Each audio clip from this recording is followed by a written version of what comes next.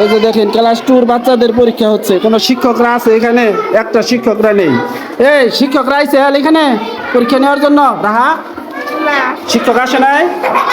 এই দেখেন বাচ্চাদের পরীক্ষা নেওয়ার জন্য কোনো শিক্ষকরা আসে নাই, দেখতে পাচ্ছেন।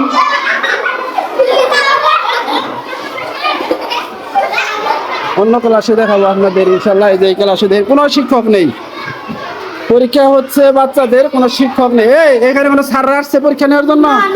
কেউ আসে নাই, কেউ আসে নাই। কোনো প্রশ্ন বুঝাই দেয় নাই তোমাদের?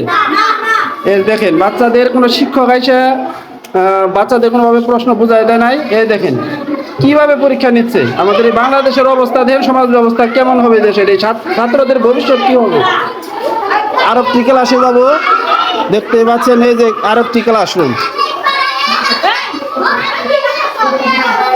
এই দেখেন কোনো শিক্ষক নেই, শুধু ছাত্ররা। এই কোনো স্যার আসছে তোমাদের স্কুলে? কেউ আসে নাই না? তোমরা যা পারতেছো তাই লিখতেছ, খাতা দিয়ে চলে গেছে। কে খাতা দিছে?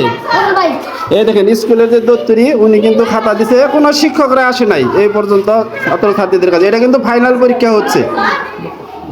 দেখেন কোনো শিক্ষক নাই, শিক্ষকবিহীন পরীক্ষা। কিভাবে এই পরীক্ষাটা হয়?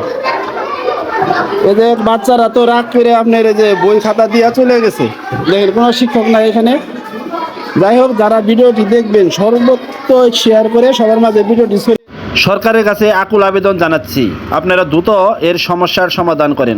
ওনাদের দাবিটা মেনে নেন, না হলে এর সমাধান কিভাবে করবেন আপনারা এর সমাধানটা করবেন, না হলে কিন্তু বাচ্চাদের ভবিষ্যৎ অন্ধকার হয়ে যাবে। ধন্যবাদ সবাইকে।